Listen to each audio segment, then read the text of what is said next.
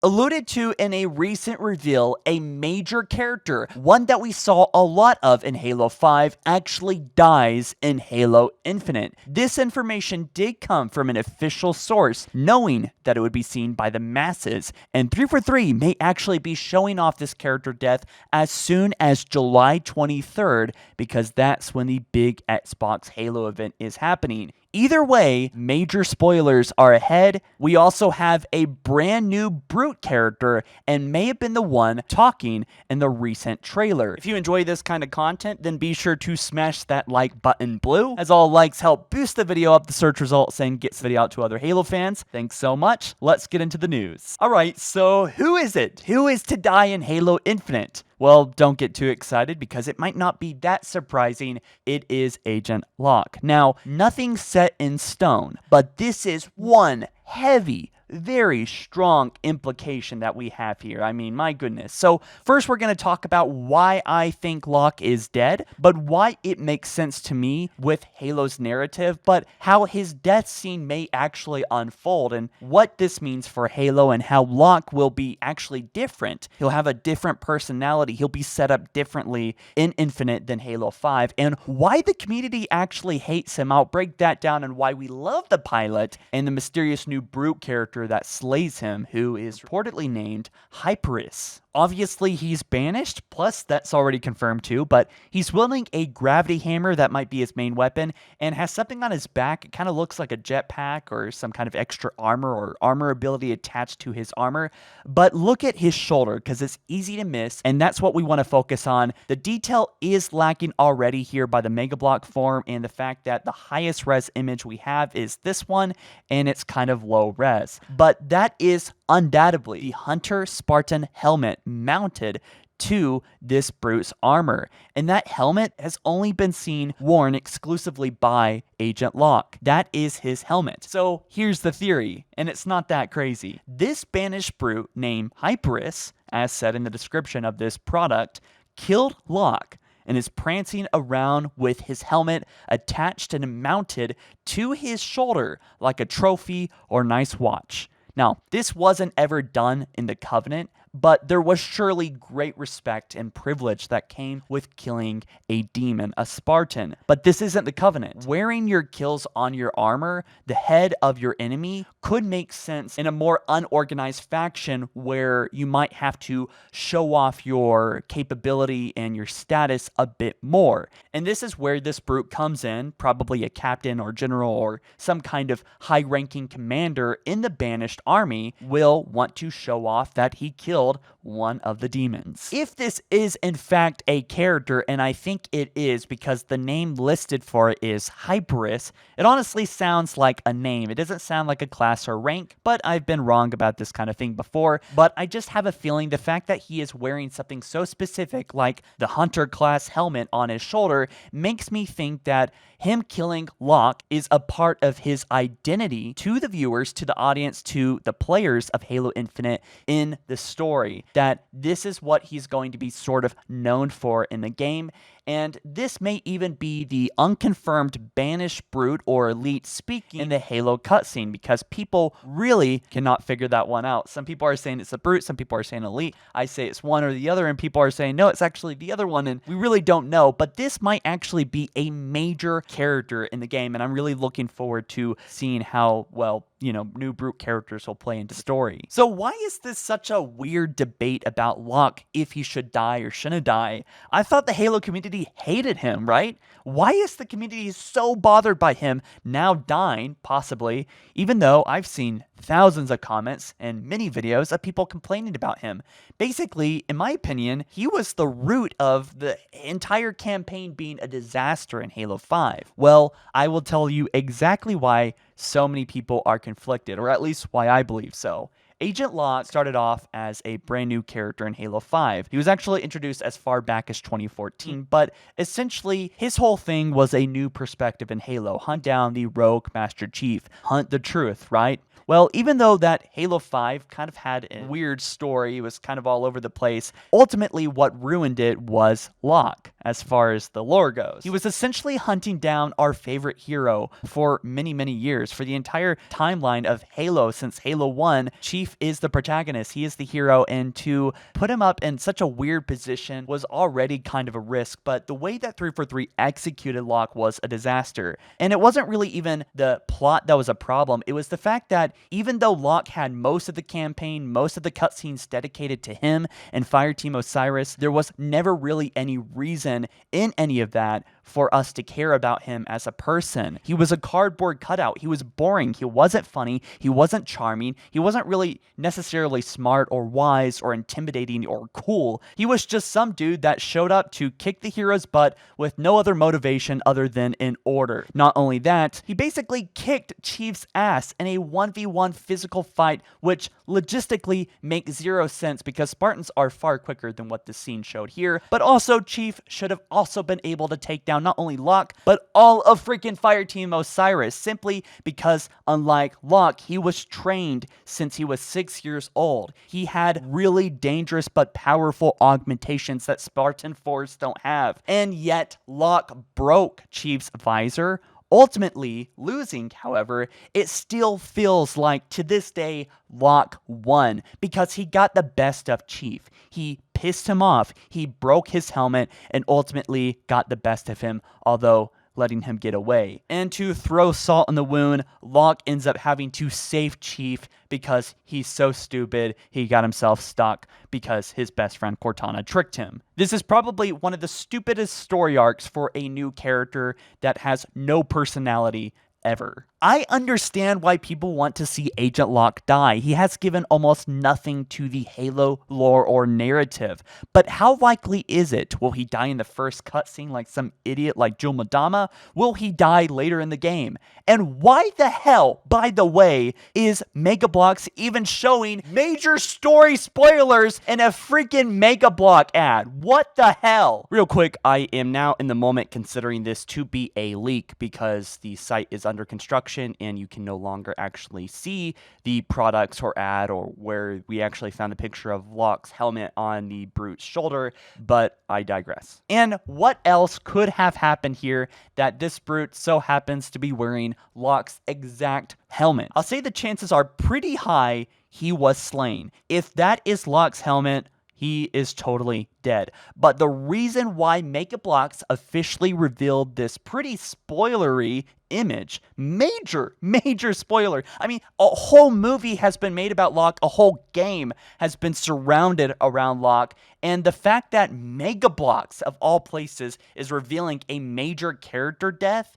is just so bizarre to me. And here is probably the only explanation, is that he dies soon. I'm talking about July 23rd. In one of the trailers that we get soon here, will reveal that Agent Locke has died. And that is kind of concerning because I feel like despite everything, Locke has a lot of potential and he shouldn't go down like that. Now, we do have to consider, and I haven't talked about this yet, that this is a whole trick. 343 is trying to throw us for a loop, and Locke is not dead. They're trying to mislead us into thinking something will happen and show us something that will actually happen later that is different from what we expected. But 343 tends to kill off characters that they no longer want to pursue, especially plot point leaders, like, for example, Jul 'Mdama, who died like a complete moron. And I think most of us, even if we hate Locke, don't want him to die in this way. Alright, for starters, the choreography in the scene was so freaking stupid. Oh my god, it's just so stupid. And it did not make Locke look cool or powerful. Something about the scene is just lacking in any soul or purpose or impactfulness. And it's a damn shame because it could have been really, really great. And I really don't want to see Locke die this way. I'll be honest, just between me and you,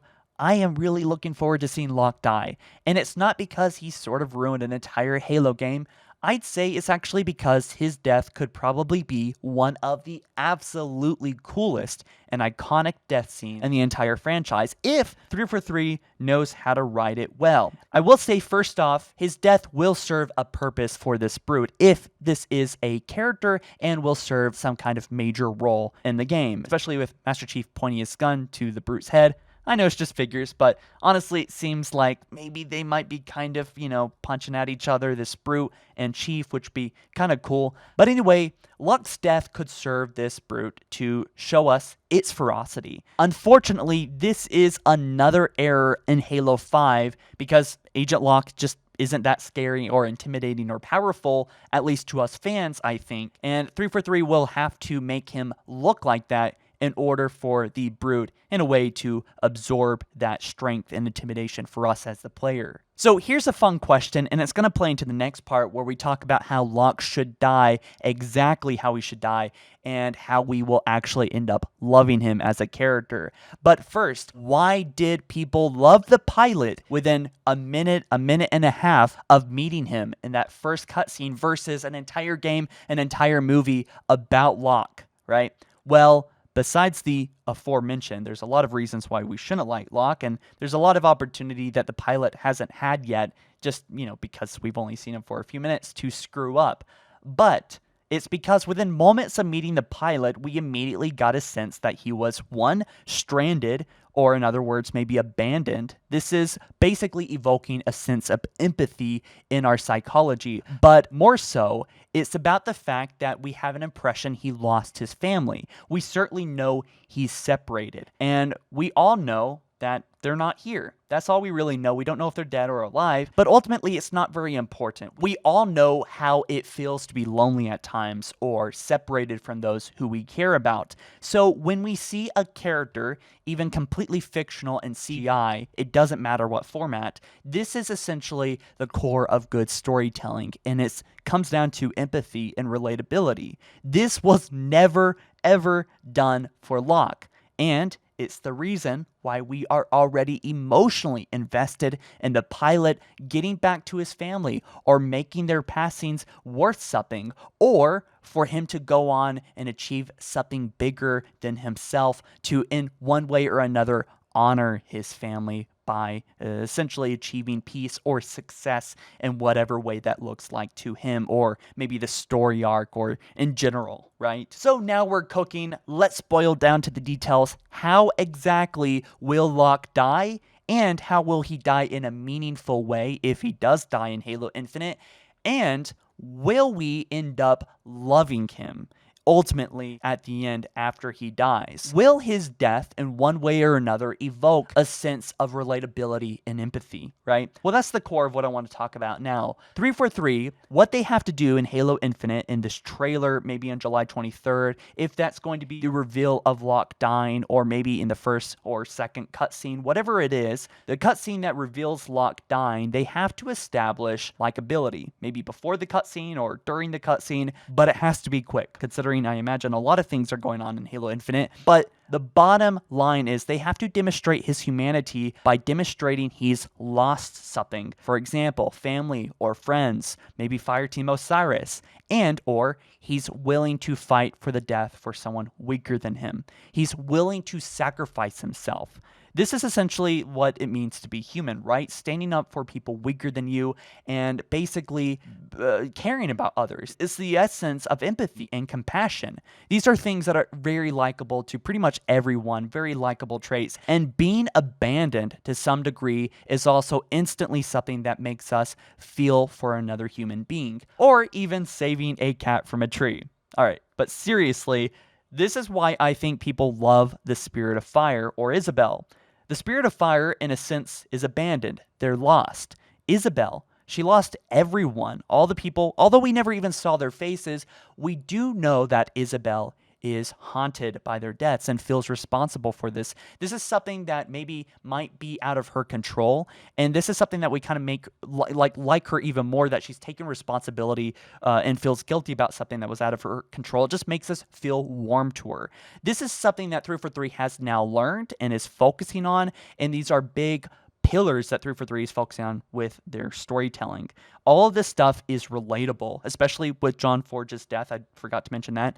But we need to relate with Locke, and we need to relate with him fast. And then if he is to die, we need to see him die. But if they really want to stretch it, go the whole mile, we relate with him as he is dying. Now, how this is done is a sacrifice. he should sacrifice himself and stand in the way of saving someone. Not Chief, for the love of God, not freaking Chief. That would be so freaking stupid. But someone that might be less experienced for fighting. For example, Buck or Fireteam Osiris. Maybe they're in a jam, or maybe it's Fel or Tanaka. Or better yet, and here's something that would really make us love him, he sacrifices himself to save Halsey or Thomas Lasky. He is basically steps between this brute and Thomas Lasky or Halsey or someone that's weaker than him, and tells him to run away and defends for his life. And it's bad how he dies. He has his helmet torn off, impaled in the chest by the brute's hammer, maybe even him fighting the last breath and seeing that humanity come out, that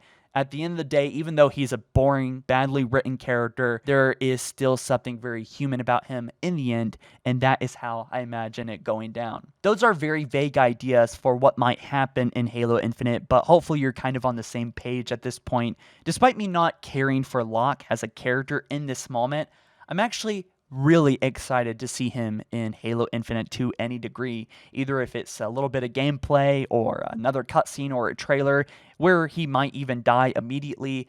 I am confident, for one, he's going to be present in the game, but also, even if he's just in one cutscene, I believe by his end, by his death, 343 will do right by him, because there certainly is a lot of potential with him. And even though he might bite the bullet or get extremely injured and might not even survive that injury, there is just a lot that 343 has learned. They have new writers, they have a narrative director. There is so much to look forward to as far as storytelling goes. And with the pilot and Master Chief, that opening cutscene is so unique and so cool, and it feels like Halo. It's just so great. I think that's really just a taste of what the campaign and cutscenes are and what they will be by the time the game comes out. It's just going to be really amazing. Guys and gals, be sure to smash that like button blue if you enjoyed this video. And if you made it this far, you watched the whole thing, that is freaking awesome. I just want to give you a special thank you. And hopefully you will subscribe and join me on the 9-year-plus journey of following Halo up to Halo Infinite and beyond. It's been a wild journey, and I'm so happy to have you guys watching, and the content still is just really insane, all the support and help throughout the years. So thank you so much. And if you want more videos like this, you know, a like or a comment really goes a long way to tell me exactly statistically what content you guys really want to see as a group and whatnot. So thank you guys so much for watching, and I'll catch you in the next one soon. All right, you take care. I'll be back soon with news and more content. Peace.